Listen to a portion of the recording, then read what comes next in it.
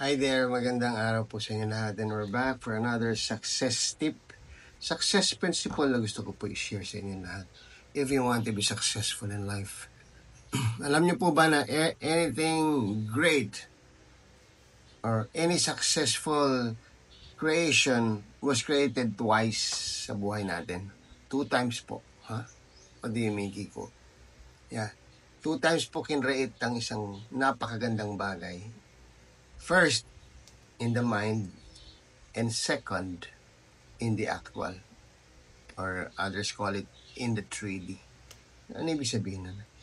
Anything po na ginagawa natin na you want to be successful about, you start creating it in the mind.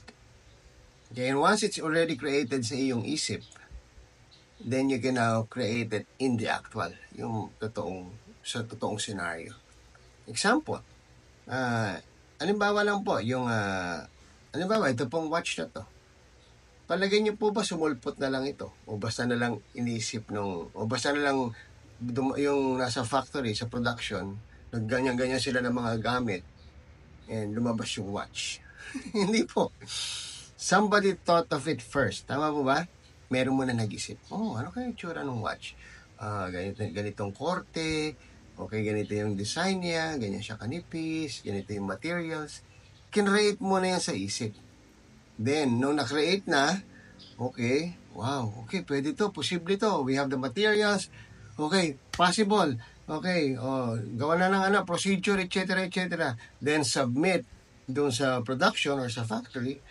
Then, they start, gagawin na nila yung hulmahan and everything. Okay, then, it becomes real. Tama po ba? So, it starts with the mind, and the second creation is the actual. And ganoon din po yung success sa buhay. If you want to be successful in life, you don't become successful pagkagising mo. Uy, successful ako. No? You become successful first in your mind. Okay? So, totoong-totoo po itong naririnig nyo sa law of attraction. At first, di ako maniwala dyan. Pero habang inaaral ko, totoo pala talaga siya. What you think becomes. Alright? Mag-start talaga sa isip yan. And because pag nabuo na sa isip mo, then pwede mo na siyang i-implement in the actual. Lalagyan mo na siya ng steps. Tatrabahuhin mo na siya. Diba? If sa isip mo pa lang, sabi ng isip mo, hindi pwede to, wala, hindi kaya to, wala pa nakakagawa nito. And your mind says it's not possible, palagay mo gagawin mo. Palagay mo, you'll wake up very early in the morning, excited, doing something that you think is not possible. Palagay mo, mag-i-invest ka sa isang bagay na ng oras, ng effort, ng energy, ng pera for something that's not possible sa isip mo. Okay, so for those people who think it's not possible, guess what? They're correct. And ano yung gagawin ng actual? Ano yung gagawin nila? Ano yung magiging resulta? It's not possible. Okay? And for those who thinks it's possible, okay, posible to magagawa talaga to, kaya to. Yes, kaya talaga to. Alam niyo yung mangyayari sa actual? They'll start doing it. They'll wake up in the morning, they're excited, they start calling their friends, they start showing actions that leads to its possibility.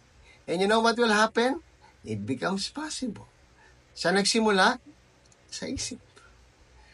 Alright, isang naiisip kong example na lang. Halimbawa may bangin. Okay?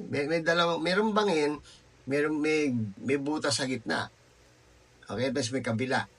Okay? And ito, malalim ito. Tapos nandito ka sa kabila. Then, kailangan mo tumalon papunta rito.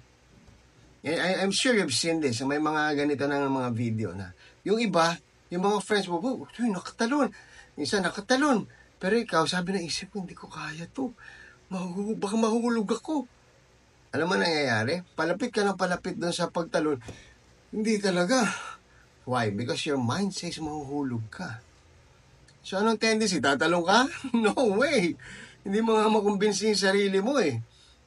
din gagawin mo. Oh, no. Ito talaga, dito yan. Kahit, sige, go, go, go. Nandun na sa kabila yung mga tao. Go, go, go. Talo na, Kiko, talo na. Oh, ayaw. Bakit? Because your mind says, it cannot be. Hindi talaga kaya. Siting ka pa, oh, hindi talaga. I never did this. Never in my life na nagawa akong tumalo ng ganyang haba. Hindi mangyayari. Pero nakita mo na, even yung kasing lalaki mo, o kasing liliit mo lang, wow, tumatalo, nakukuha nila. Pero ikaw hindi mo magawa. Why? Because sabi ng isip mo, hindi mo kaya.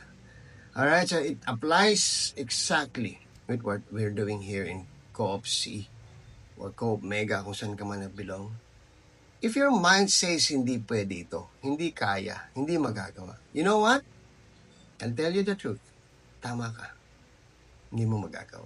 Parang yung pagtalon. Mahuhulog ka. Bakit? Dahil sa takot. Because fear will stop you. And for those who thinks, kaya to, pwede to, magagawa talaga to. For those who thinks those things, magagawa nila. Why? Because faith makes them go. Stop. Fear makes you stop. Ayun po ang alam pong principle. And it always applies to all. Wala pa pong taong naging successful ang hindi naniwala muna at ginawa niya muna sa isip niya na successful siya. Then, success happens. Okay, so dito po sa ginagawa natin, parehas lang. If you want to be successful in what we're doing, make sure buuin mo muna sa isip mo na you are successful.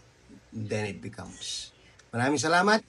That's our success principle tip for today. I hope this helps.